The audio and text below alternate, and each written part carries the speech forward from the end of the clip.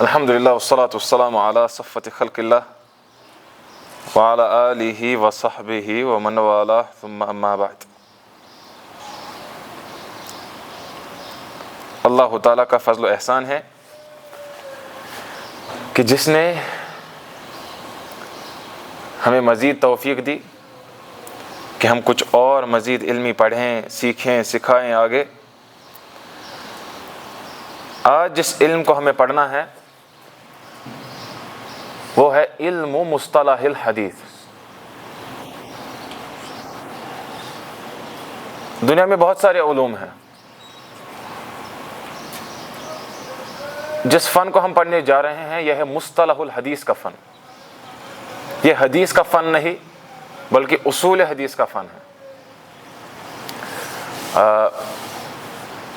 نحو الواضح کو ختم کرنے کے بعد، دروس کو ختم کرنے کے بعد ہم نے سوچا کہ متون کی اہمیت بہت زیادہ ہے۔ ہر کسی فن میں ایک بنیادی متن کی حیثیت انتہائی زیادہ ہے۔ تو کیا مطلب ہے علم مصطلح الحدیث کا اولا؟ اور جو ہم نے کتاب منتخب کی ہے اس بارے میں، اس کا نام ہے المنظومۃ البیقونیہ۔ امام البیقونی رحمۃ اللہ علیہ، ان کی منظومہ ہے نظمی پوئٹری کی شکل میں، کچھ اشعار، کچھ لائنز ہیں جن کو ہمیں پڑھنا ہے۔ علم مصطلح الحدیث ایک مستقل علم ہے۔ یہ ایک ایسا علم ہے، علم بقواعد یا باصول، ایک ایسا مستقل علم ہے جس میں قواعد اور پرنسپلز پڑھے جاتے ہیں، رولز پڑھے جاتے ہیں۔ تعرف به احوال السند والمتن، سند اور متن کے جو حالات ہیں وہ سمجھ آتے ہیں۔ نہ ہی مجھے پتہ ہے متن کس کو کہتے ہیں، نہ ہی مجھے پتہ ہے سند کس کو کہتے ہیں۔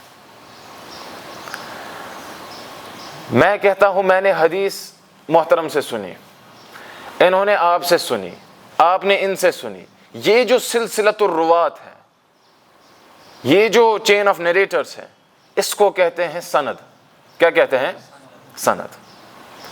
اب جہاں پر یہ انتہا، جہاں پر یہ اینڈ ہو رہا ہے، اکثر و بیشتر ہم دیکھتے ہیں پھر مثلا نافع نے عبداللہ بن عمر رضی اللہ تعالی عنہما سے سنا اور انہوں نے رسول اکرم صلی اللہ علیہ وسلم سے سنا، پھر انہوں نے جو بیان کیا اس کو کہتے ہیں متن۔ متن یعنی بیسک ٹیکسٹ کیا ہے، ابھی تک جو سلسلہ چل رہا تھا، اس نے فلاں سے سنا، اس نے فلاں سے، یہ تھا سند۔ اب جو اصل بات ہے اس کو کہتے ہیں متن۔ کیا کہتے ہیں؟ متن۔ اب ان دونوں میں کبھی کبھار کمزوری ہوتی ہے۔ ہم کیسے پہچانیں کہ یہ حدیث صحیح ہے، یہ حدیث صحیح نہیں ہے، اس پر عمل کرنا ہے، اس پر عمل نہیں کرنا ہے؟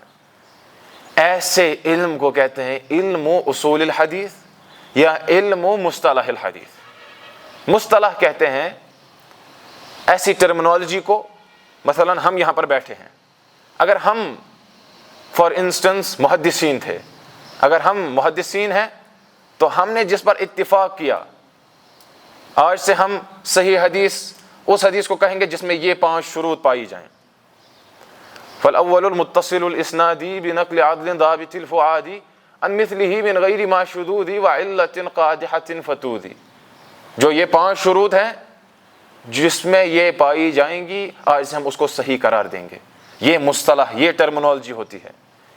محدثین کی جو ایک خاص زبان ہوتی ہے اس کو کہتے ہیں علم مصطلح الحدیث۔ بلکہ ایک عالم نے کتاب ہی لکھی ہے لغۃ المحدث۔ اس محدث کی زبان کیا ہوتی ہے، یہ کس زبان میں باتیں کرتے ہیں؟ یہ بھی ہماری زبان میں باتیں، بس اوقات محدث اردو زبان بول رہا ہوگا، لیکن جو وہ الفاظ استعمال کر رہا ہوگا، مرفوع، صحیح، مقطوع، معضل، مرسل، ہمیں تو پتہ نہیں یہ کیا ہوتا ہے۔ ان سب مصطلحات، ان سب الفاظ کو سمجھنے کے لیے یہ کتاب ہم پڑھنے جا رہے ہیں۔ بلکہ مجھے حیا ہوتی ہے کہ اس کو ہم کتاب بھی کیا کہیں۔ صرف 34 اشعار ہیں، 34 ہم سمجھ سکتے ہیں لائنز ہیں، صرف 34 اشعار ہے اس میں، اور وہی ہمیں پڑھنے ہیں۔ تو علم مصطلح الحدیث کے بارے میں آپ کو بتا رہا تھا۔ میں نے بہت چیزیں اس میں ترک کی ہیں، اس میں انسان بہت کچھ کہہ سکتا ہے، علم حدیث یہ، اصول حدیث وہ، حدیث اس کو کہتے ہیں، پھر اس میں مطلب بہت زیادہ جو اختلافات ہیں ان کو میں ذکر کر لیتا، لیکن میں یہاں بالکل اختصار کہوں گا۔ حدیث کے لغت میں ان شارٹ آپ سمجھو دو معنی ہیں۔ کتنے؟ آپ لکھو بھی، مجھے پتا ہے لیکن ادھر دھیان بھی رکھو۔ ہاں، یہ بوتھ وے ہے، یعنی میں یہیں سے کہہ رہا ہوں، آپ بس سنے جا رہے ہو لا۔ کتنے حدیث کے کتنے معنی ہیں؟ دو معنی ہے لغت کے اعتبار سے، ڈکشنریز اور معاجم کے اعتبار سے۔ پہلا معنی ہے کلام، کوئی بھی کلام جو ہے اس کو حدیث کہتے ہیں، کوئی بھی کلام۔ حدیثنا ہماری بات، حدیثکم آپ کی بات، حدیث، اس کا وزن ہے فاعل۔ دوسرا جو اس کا معنی ہے وہ ہے جدید، جدید یعنی نیا، کیونکہ رسول کائنات صلی اللہ علیہ وسلم ان کے سامنے جب مختلف قسم کے احوال پیش آتے تو وہ ایک نیا کلام کرتے جس پر پھر ساری کائنات جو ہے چلتی آگے۔ مثلا آپ کہیں گے کون سی کائنات چل رہی ہے، کوئی ہے نا، اس قسم کے لوگ بھی ہیں سماج میں، کیا ہے اتنا؟ ہم کہیں گے اس کو لا ضرر ولا ضرار، لا ضرر لا ضرر و لا ضرار، 5 الفاظ ہیں، اور امت اسلامیہ کا جو فقہ ہے اس کا ایک بہت بڑا حصہ یہ 5 لفظ ہیں، لا ضرر ولا ضرار، نہ خود نقصان اٹھاؤ نہ کسی کو نقصان پہنچاؤ، یا نہ کسی کو نقصان پہنچاؤ اور نہ ہی خود نقصان اٹھاؤ۔ اور پھر دیکھو فقہ میں کتنی ساری چیزیں اس سے حل ہو جاتی ہیں، کیونکہ رسول اکرم صلی اللہ علیہ وسلم انہوں نے خود کہا بعثت بجوامع الکلم، میرے جو کلمات ہیں وہ کوئی عام کلمات نہیں ہیں، میں جو کہہ رہا ہوں الفاظ کم ہیں لیکن سمندر جیسا معنی ہے، سمندر جتنی گہرائی ہے ان الفاظ میں، اور جبال پہاڑوں جیسی اونچائی ہے ان الفاظ میں۔ تبھی آپ دیکھتے ہیں ایک ایک حدیث کے لیے مستقل، جزاک اللہ خیرن، مستقل علماء نے کتابیں لکھی ہیں ایک ایک حدیث پر، اور بڑی بڑی کتابیں لکھی ہیں، اس سے کیا کیا سمجھ آیا، اس سے کیا کیا سمجھ آیا، جو ایک دفعہ رسول کائنات صلی اللہ علیہ وسلم نے ایک ہی مجلس میں انہوں نے اس کو بیان کر دیا تھا۔ بسم اللہ۔ حدیث اسم مصدر ہے حدث سے، حدث یعنی اس نے بیان کیا یا اس نے بات کہی، یحدث وہ بولتا ہے، بولے گا، تحدیث بولنا یا خبر دینا۔ یہ تو پھر بھی ہو گیا لغت کے اعتبار سے، حدیث فعیل کے وزن پر ہے اور اس کے بنیادی 2 ہی معنی ہے، اولا کلام، دوسرا آپ کہو، دوسرا کیا ہے؟ جدید، جدید مطلب نیا۔ یہ ہو گیا لغت کے اعتبار سے، ہر لفظ کے 2 معنی ہوتے ہیں، اولا لغوی طور اور دوسرا اصطلاحی طور۔ لغوی مطلب ڈکشنریز میں، معاجم میں، لغویین جو لنگوسٹکس ہوتے ہیں، لغویین ہوتے ہیں، زبان کے ماہر ہوتے ہیں، ان کے ہاں اس کا مطلب کیا ہے، اور اصطلاح میں مطلب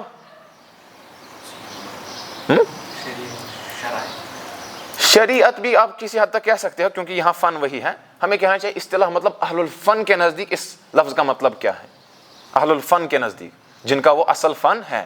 مثلا اگر اصول حدیث پڑھنا ہوگا تو ہمیں محدثین ان سے پوچھنا پڑے گا، اگر اصول الفقہ ہے تو اصولیین سے پوچھنا ہے، وہ ان کا الگ ڈپارٹمنٹ ہے، اگر تاریخ میں کوئی بات ہوئی ہے ہم مؤرخین سے پوچھیں گے، کیونکہ ہمارے ہاں قاعدہ ہے لکل فن رجال، ہر کسی فن کے اپنے شہسوار ہوتے ہیں، اپنے ماہرین ہوتے ہیں۔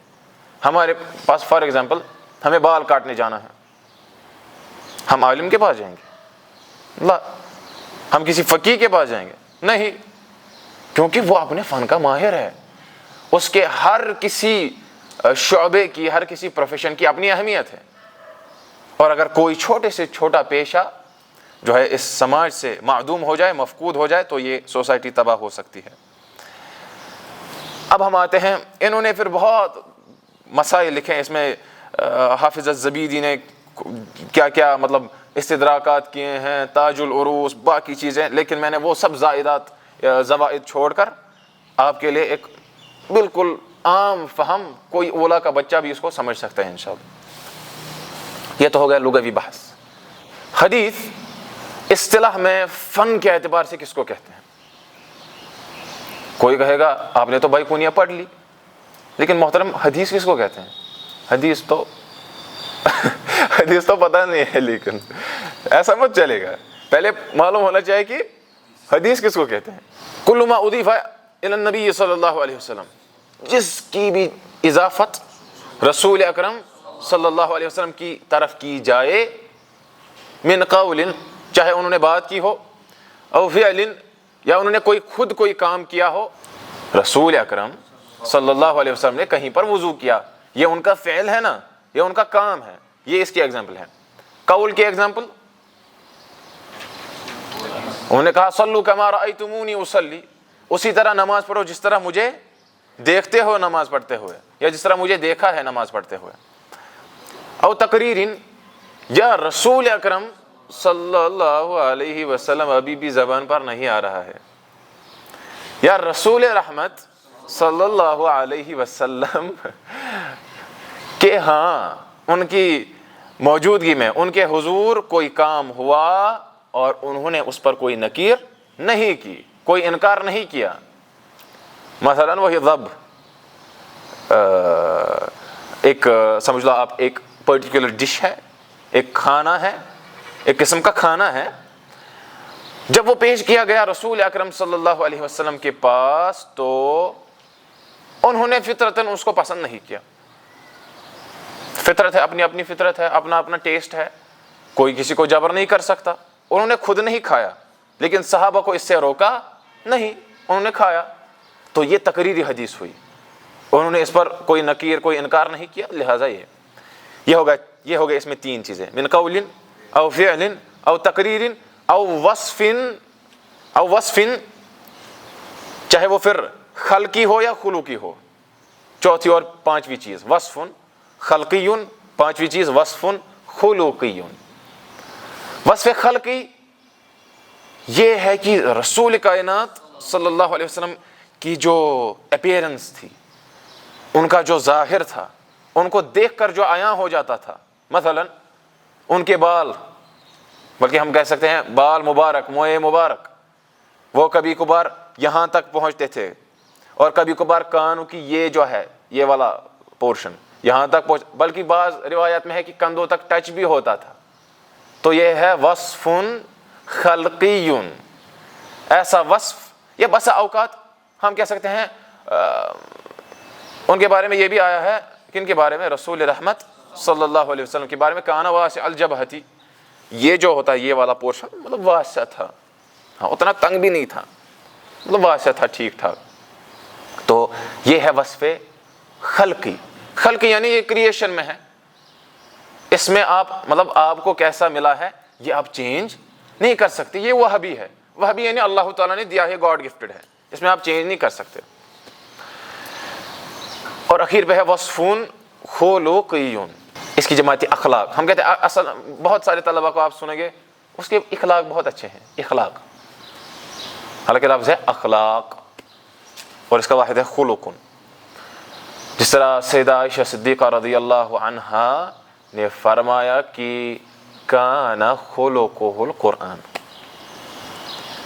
کہ رسول اکرم صلی اللہ علیہ وسلم کے اخلاق قرآن، سیدھا قرآن تھے۔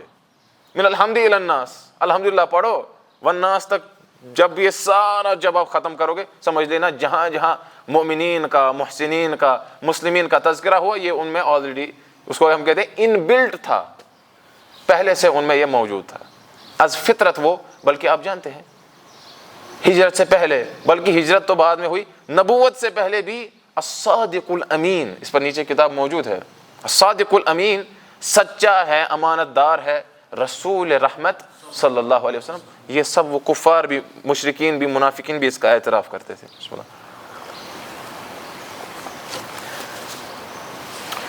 میری کوشش رہے گی کہ آج انشاءاللہ اس کو انٹروڈکشن تو آج ہونا چاہیے، کل ہم انشاءاللہ متن کی طرف آئیں گے۔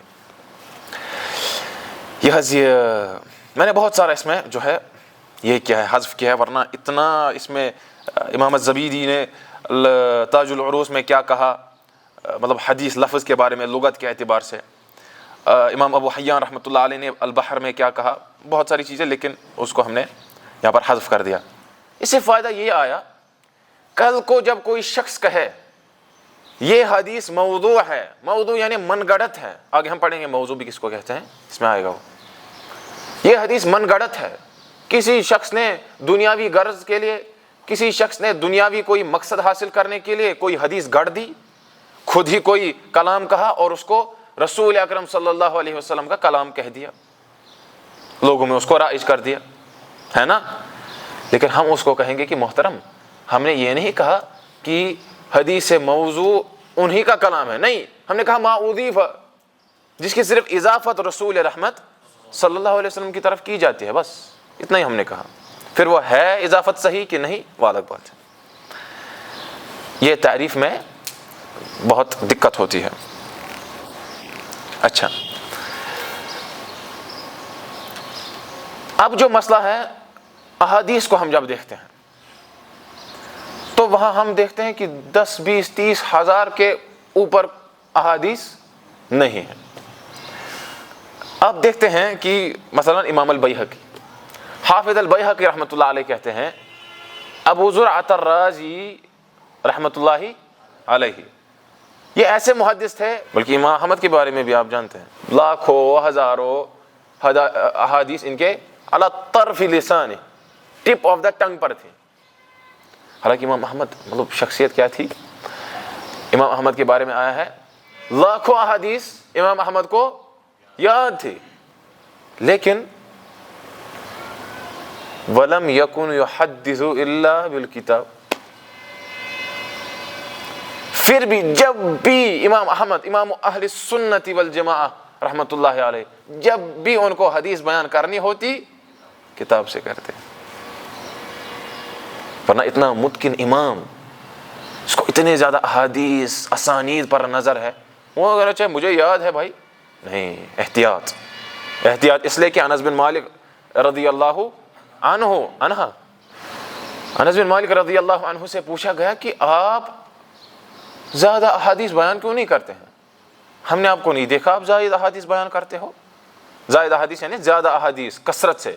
ہمارے صحابہ میں بعض اشخاص مکثرین ہیں, ابو ہریرہ عبد الرحمن بن صخر الدوسی مکثرین میں سے ہیں, سب سے زیادہ روایت کرنے والوں میں سے. سیدہ عائشہ صدیقہ رضی اللہ عنہا مکثرین میں سے ہے, بہت زیادہ احادیث روایت کرنے والوں میں سے ہیں. لیکن حضرت صدیق اکبر ابو بکر صدیق رضی اللہ عنہ, ان کے بارے میں آپ یہ نہیں دیکھتے ہو. تو وجہ کیا ہوئی, تو انہوں نے کہا, غالباً میں نے اس کو پڑھا ہے, اس میں اللؤلؤ والمرجان فیما اتفق علیہ الشیخان, اللؤلؤ والمرجان فیما اتفق علیہ الشیخان, محمد فؤاد عبد الباقی نے صحیحین میں وہ جمع کیا ہے. کہا کہ وجہ یہ ہے کہ میرے ذہن میں ہمیشہ یہ حدیث رہتی ہے کہ رسول اکرم صلی اللہ علیہ وسلم نے فرمایا من کذب علی متعمدا فلیتبوأ مقعدہ من النار.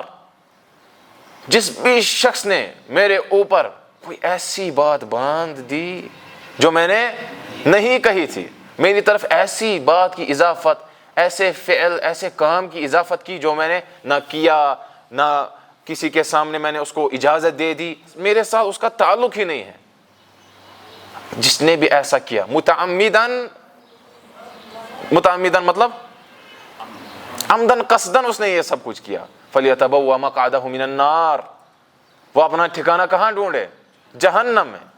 اللہ تعالی ہم کو اس سب سے محفوظ رکھے. تو یہ تھی وجہ کہ کیوں کم احادیث بیان کرتے تھے.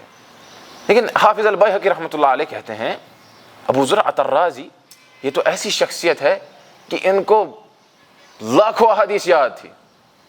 ہم تو یہاں دیکھتے ہیں 10 30 ہزار 20 30 ہزار کے زائد احادیث ہیں ہی نہیں, یہ کون سی لاکھوں احادیث ان کو یاد تھی, ہے نا مسئلہ.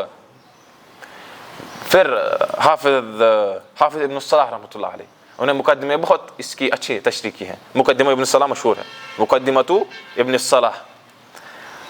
صفحہ نمبر 10 پر وہ لکھتے ہیں کہ وقت قال البخاری امام المحدثین ابو عبداللہ محمد بن اسماعیل البخاری, محدثین کے امام مطلقاً. وقت قال البخاری, امام بخاری نے خود کہا تھا کہ احفظ 100,000 حدیث, مجھے کتنے احادیث یاد ہیں, 1,00,000 حدیث یاد ہیں, صحیح حدیث صحیح, جو احادیث صحیح ہیں. 1,00,000 نہیں, بالکل ڈبل کرو 2,00,000 احادیث امام بخاری کو یاد تھی، لیکن 2,00,000 کی 2,00,000 ضعیف تھی. کیا تھی؟ ضعیف. ہمیں صحیح یاد کرنے کی بھی فرصت ہے نہیں ہے. صحیح یاد ضعیف کی تو بات ہی نہیں ہے. یہاں 2,00,000 احادیث امام بخاری رحمۃ اللہ علیہ کو ضعیف یاد ہے. اور پھر سبحان اللہ، کل ہم اسی مسجد میں بات کر رہے تھے، وہ کچھ طلبہ آئے تھے یہاں، وہ مطلب تعجب کر رہے تھے، پھر دیکھو آپ کہ امام بخاری کی پھر وفات کیسے ہوئی ہے. اگر ہم آج نعوذ باللہ، اگر ہم آج کسی شخص کو ایسی حالت میں دیکھیں، ہم فقیر مسکین، یہ تو لوور مڈل کلاس سے بھی، یہ تو بلو پاورٹی لائن ہے، اس کو دنیا کا پتہ نہیں ہے، دنیا کہاں پہنچی، اس کو پتہ نہیں ہے اے آئی ماڈلز کہاں پہنچے، چیٹ جی پی ٹی بھی پرانا ہو گیا، آج کلاؤڈ ہے، آج پرپلیکسٹی ہے، آج پتہ نہیں نئی نئی چیزیں ہیں آج اس کو یہ سب.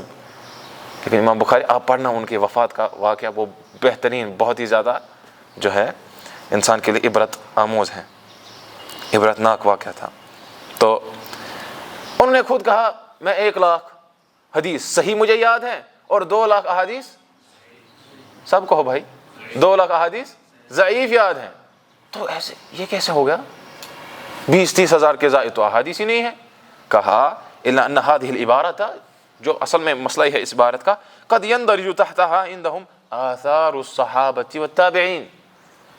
جب وہ کہتے تھے ہم اتنے احادیث کے حافظ ہیں یا حفاظ ہیں، ان کا مطلب یہ ہوتا تھا کہ یہ جو ہم احادیث ہمارے سینے میں ہیں، ان میں آثار صحابہ بھی ہیں، ان میں تابعین کے اقوال بھی ہیں. یہ صرف رسول اکرم صلی اللہ علیہ وسلم کے اقوال اور افعال نہیں ہیں، یا ان کے ساتھ خاص نہیں ہیں. ہمیں صحابہ تابعین کے بارے میں جو آیا ہے ہم سب اس کو حدیث کہتے ہیں. اسی لیے انہوں نے کہا لاکھوں احادیث. یہ مختصر بیان تھا کس کا؟ مصطلح الحدیث کا.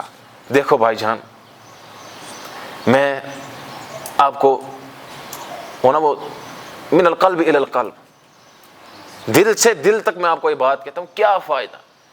ہم بڑی بڑی کتابیں، مجھے کلیہ میں بھی کہہ رہے تھے آپ وہ پڑھاؤ، آپ یہ پڑھاؤ. میں نے کہا یار کہاں جا رہے ہو آپ بڑی بڑی کتابوں پر؟ پہلے ابدا بصغار العلم قبل کبارہ، بخاری میں روایت ہے یہ. پہلے چھوٹی چھوٹی چیزیں، بیسک چیزیں دیکھو. آپ دیکھنا اگر آپ بیکونیہ کو حفظ کرو گے، آپ کو کتنے مسائل حل ہو جائیں گے. متون کی اہمیت بہت زیادہ ہے، حفظ کی بہت زیادہ اہمیت ہے. آخری کچھ لمحات ہمارے پاس موجود ہیں، ان میں آپ کو چند چیزیں اس میں بتا دوں گا، اور چونکہ میں چاہتا ہوں آج یہ انٹروڈکشن ختم ہو جائے کل، کیونکہ دیکھو بیکونیہ یہ تو اس حدیث، علم و اصول الحدیث میں ہم پہلا متن پڑھ رہے ہیں، سب سے چھوٹا اور سب سے بیسک متن پڑھ رہے ہیں. اب اگر میں اسی میں اتنی تفصیل دے دوں کہ بخاری کی جو شرح ہے وہ بھی شرما جائے کہ اتنا تو میرے مقدمے میں بھی نہیں لکھا ہے، اتنا تو عمدۃ القاری میں، فیض الباری میں نہیں لکھا جتنا تم اس میں اب طویل عریض بحث تم نے چھیڑی. نہیں، موضوع کیا ہے علم الحدیث کا، علم و اصول الحدیث کا؟ علم و اصول الحدیث کا موضوع ہے سند اور متن. کس اعتبار سے؟ من حیث القبول والرد. قبول یعنی اس کو ایکسیپٹ کرنا ہے اس حدیث کو، یا پھر رد، اس کو ریجیکٹ کرنا. نہیں نہیں نہیں، یہ حدیث صحیح نہیں ہے، اس پر عمل نہیں ہو سکتا. اس اعتبار سے ٹھیک ہے، آپ اس میں یہ سب چیزیں پڑھتے ہو، لیکن ثمرتہ، مجھے بتاؤ کہ میں یہ علم پڑھوں گا مجھے کیا حاصل ہو جائے گا. ثمرتہ، اس کا فروٹ کیا ہے؟ تشو شیخ محترم سمجھو. کہا تمیز المقبول والمردود مما نسب الی النبی صلی اللہ علیہ وسلم. ایک بھی کہہ رہا ہے نبی صلی اللہ علیہ وسلم نے فرمایا، منبر پر، مجھے اس سے یاد آیا، منبر پر ایسی احادیث بیان کی جا رہی ہیں جو اصلاً موضوع ہیں. موضوع یعنی بالکل من گڑت ہیں. ایسا نہیں کہ ضعیف ہیں، کمزور ہے تو کہہ دے چلو کوئی نہیں اس کے ہاں صحیح ہوگی میرے ہاں ضعیف ہے. لا، موضوع ہے. اگزامپل میں دیتا ہوں، ہمارے یہاں کشمیر کا دائی کہتا ہے، کشمیر کا دائی منبر پر کہتا ہے. کن کے منبر پر؟ محمد الرسول اللہ صلی اللہ علیہ وسلم، ان کے منبر پر کہتا ہے انہوں نے کہا، خاتم النبیین سید المرسلین محمد الرسول اللہ صلی اللہ علیہ وسلم نے کہا، اذا ضاقت علیکم الامور فعلیکم باصحاب القبور. اذا ضاقت علیکم الامور فعلیکم باصحاب القبور، جب تم پر تنگی ہو جائے، معاملہ تنگ ہو جائے، حالات سخت ہو جائیں، فعلیکم باصحاب القبور، جو قبروں میں اموات ہیں، اس دنیا سے چل بسے ہیں، جن کو خود کے حساب کا معلوم نہیں ہے، ان کو لازم پکڑ لینا، ان سے مدد، علیکم باصحاب القبور، ان کو لازم پکڑنے کا مطلب کیا ہے؟ ان سے یجب علیک، جو ہم نے پرسوں نحو میں پڑھا، شاباش، یجب علیک، آپ پر واجب ہے، آپ پر لازم ہے کہ آپ ان کو لازم پکڑو. کیوں؟ تاکہ آپ ان سے مدد طلب کرو. اموات، اللہ تعالیٰ نے کہا ومن اضل، اس سے بڑا گمراہ کون؟ ممن یدعو من دون اللہ من لا یستجیب لہ الی یوم القیامہ، جو اس کو قیامت کی صبح تک جواب نہیں دے سکتا، اس کی دعا کی استجابت نہیں کر سکتا، بلکہ اللہ تعالیٰ نے کہا وہم عن دعائہم غافلون، اللہ تعالیٰ نے کہا وہم عن دعائہم غافلون. اتنا نہیں ون تم دہانی من کیا، یا ان سے غیر اللہ سے مانگتے وہ ان کو کچھ دیتے، لا، وہم عن دعائہم غافلون، وہ تو ان کی یہ دعا اور پکار ندا سنتے بھی نہیں ہیں. غفلت ایک الگ وہ نیگلیجنس ہے. لیکن ہم کیا کریں؟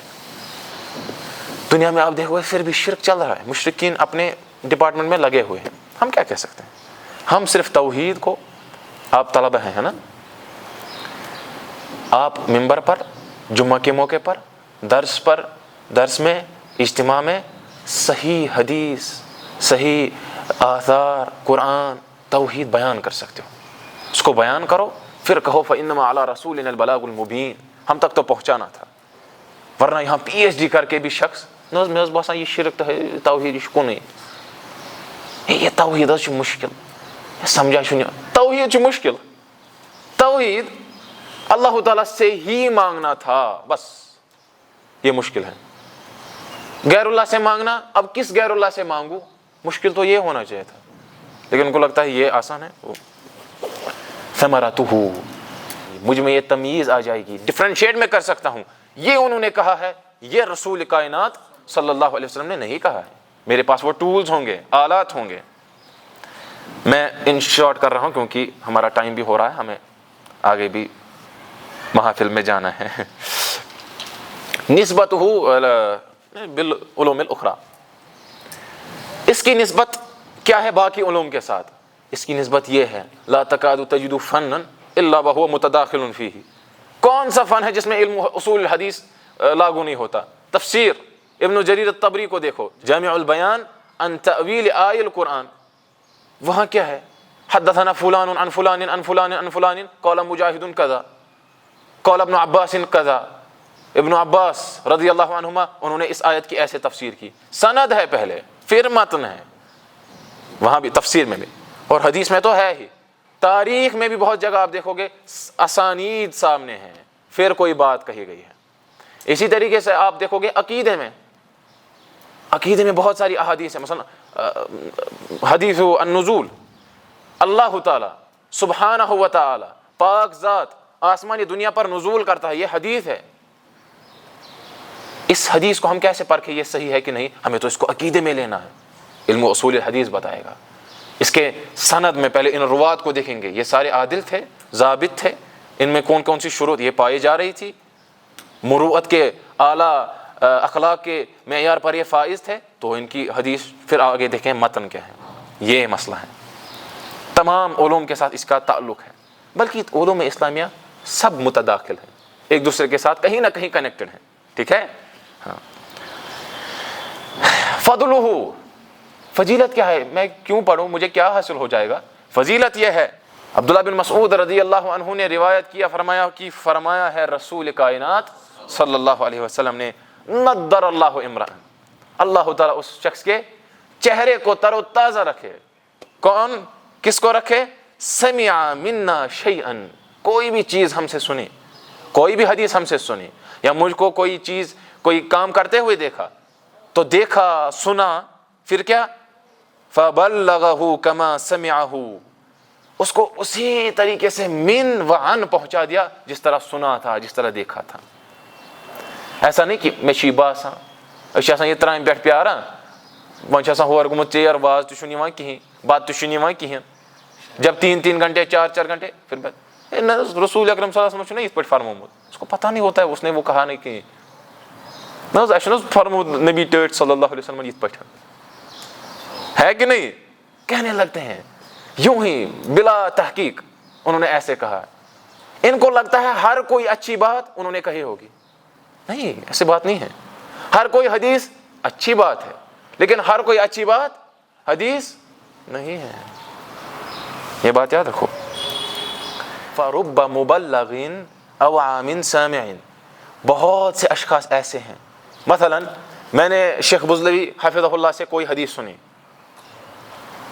میں اس مجلس میں موجود تھا اگر میں وہ حدیث آپ کو سناؤں ہو سکتا ہے مبلغ ہو آپ میں نے آپ تک پہنچایا ہو سکتا ہے آپ کو زیادہ اس حدیث کا فہم ہو مجھ سے حالانکہ میں اس مجلس میں موجود تھا یہ ہے فرب مبلغ او عام سامع سامع سے جو اس مجلس میں موجود تھا اس سے زیادہ آپ کو کبھی کبھار فہم ہو سکتا ہے تبھی آپ آگے پہنچایا کرو ٹھیک ہے نا ہاں حکم تعلمی ہی میں یہ پڑھوں گا مجھ پر یہ فرض ہے مجھ پر یہ جائز ہے یا مجھ پر یہ حرام ہے کیا ہے مجھ پر یہ ذرا آپ بتاؤ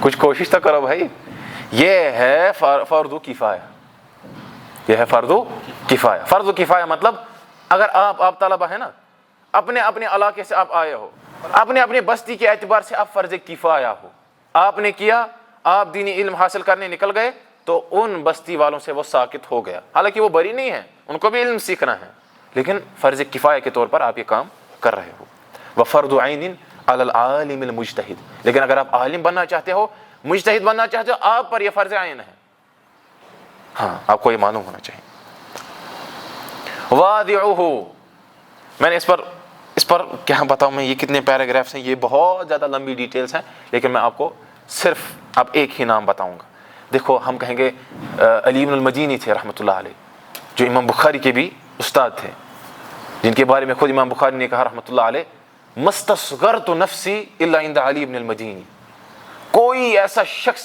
جس کو ہم کہیں گے ماں کا لال کوئی پیدا نہیں ہوا ہے جس کے سامنے امام بخاری خود کو چھوٹا سمجھے امام بخاری 1,00,000 احادیث صحیح یاد ہے 2,00,000 احادیث ضعیف یاد ہے لیکن اگر مجھے کبھی خود کو لگا کہ نہیں اس شخص کے سامنے میں چھوٹا ہوں تو وہ تھے امام علی ابن المدینی رحمۃ اللہ علیہ یہ وہ شخصیت تھی تو میں اب ان کے بارے میں آپ کو بہت کچھ کہتا رسالہ میں کیا لکھا گیا ہے امام مسلم نے مقدمے میں کیا لکھا لیکن نہیں ان شارٹ یاد رکھو سب سے پہلے جن کے بارے میں یہ پہچانا گیا ہے کہ انہوں نے مصطلح الحدیث میں لکھا وہ ہیں ابو محمد الحسن بن عبد الرحمن حسن بن عبد الرحمن بن خلاد الرامہ ہرمزی اگر اتنا ہی یاد رکھو گے حسن بن عبد الرحمن الرامہ ہرمزی حسن بن عبد الرحمن الرامہ ہرمزی آپ بہت اچھی سپیڈ سے لکھ رہے ہو مجھے اچھا لگ رہا ہے لیکن فار ایگزامپل اگر آپ کو کوئی چیز رہ جائے گی تو ریکارڈنگ آپ بعد میں دیکھ سکتے ہو ہے نا پرواہ چونکہ میں نے کیا کہا سب سے پہلے جنہوں نے علم مصطلح الحدیث میں قلم اٹھایا لکھا تحریری شکل میں وہ کون ہے القاضی ابو محمد الحسن بن عبد الرحمن بن خلاد الرامہ ہرمزی جن کی وفات 360 ہجری میں ہوئی کب 360 ہجری میں اور امام بخاری کی وفات حالانکہ اس سے پہلے ہوئی ہے امام بخاری کی وفات کب ہوئی 256 یہ تو پتہ ہونی چاہیے امام بخاری کی وفات کب ہوئی 256 ہجری میں 256 انہوں نے کون سی کتاب لکھی امام الرامہ ہرمزی نے پہلی انشاءاللہ آپ کس کلاس میں ہو وہاں ہاں ثانویہ کو مطلب دویم کلاس ثانیہ ہاں ایسے کہو ہاں وہی آپ ماشاء اللہ اولا کے علماء تھوڑا خرچ داغ انہوں نے جو کتاب لکھی جس میں انہوں نے سب سے پہلے مصطلح الحدیث کو ٹچ کیا اس کا نام تھا المحدث الفاصل بین الراوی والواعی المحدث الفاصل صاد سے بین الراوی والواعی. المحدث الفاصل بین الراوی والواعی. بسم اللہ. المحدث الفاصل بین الراوی والواعی. ہاں یہ کتاب غالباً وہاں لائبریری میں موجود ہے, آپ دیکھ لینا اس کو. المحدث الفاصل بین الراوی والواعی. آپ کو اس لیے نہیں دکھی کیونکہ اس کا پرنٹ تھوڑا پرانا ہے. کتاب بھی اسی حساب سے ہے. 360 ہجری میں ان کی وفات ہوئی ہے. ان کے بعد بھی پھر بہت سارے علماء ہیں. امام ابو عبداللہ عبداللہ الحاکم النیسابوری 405 ہجری میں ان کی وفات ہوئی ہے. اس کے بعد بھی آئے الخطیب البغدادی, تو کیا کہنا ہے ان کے بارے میں. الخطیب البغدادی رحمۃ اللہ علیہ, جن کی وفات 463 ہجری میں ہوئی, 463. نزہۃ النظر جب آپ پڑھو گے نا, میں نے کیوں اب پوچھا آپ کو کلاسز کا, آگے آپ کو پڑھنا ہے نزہۃ النظر, حافظ ابن حجر العسقلانی رحمۃ اللہ علیہ کی کتاب. ان کی وفات کب ہوئی ہے؟ میں آپ کو اس لیے کہتا ہوں تاکہ وہ تعوید آپ کو ہو جائے, عادت بن جائے کہ ان کی وفات ایسے ہوئی ہے. جب ابن حجر کوئی کلام کرے آپ کو معلوم ہو کہ یہ کس صدی کی بات چل رہی ہے. سمجھ آ رہا ہے کچھ؟ ان کی وفات ہوئی ہے 852 ہجری میں, 852. تو اس میں 852 ہے, یہ کچھ 52 سمجھ آ رہا ہے, 852 ہجری. اس کے بعد بھی قاضی ایاز دیگر, مطلب میں نے اس میں بہت اختصار کیا ہے ان شارٹ. یہ تھا علم مصطلح الحدیث کے بارے میں ایک تعارف. حتی الامکان میں نے کوشش کی یہ میں جانتا ہوں میں نے کتنا اختصار کیا, اور کیونکہ اس میں بہت ساری زیادات آتی ہیں, ایسی چیزیں آتی ہیں جو ہمیں نہیں چاہیے اس مرحلے میں. فار ایگزامپل اگر میں صحیح بخاری کی شرح کرنے بیٹھوں, وہاں اگر ہم یہ پڑھیں تو لائق ہے, تو سوٹیبل ہے, مناسب ہے. یہاں ہمارے پاس وقت بھی محدود ہوتا ہے. ہم یہی دعا کریں گے, پہلے تو جو ہم نے پیچھے چاہے دروس پڑھائے چاہے نحو الواضح پڑھائے, اللہ تعالیٰ وہ ہم سے قبول کرے, اللہ تعالیٰ وہ ہم سے قبول کرے. آگے اللہ تعالیٰ ہم سے مزید دین کا کام لے, اللہ تعالیٰ ہم سے دین کا کام لے, ہمیں مزید علمی توفیق دے, علم اور علماء کے ساتھ ہمارا شغف مزید بڑھائے. وباللہ توفیق. والسلام علیکم ورحمۃ اللہ وبرکاتہ.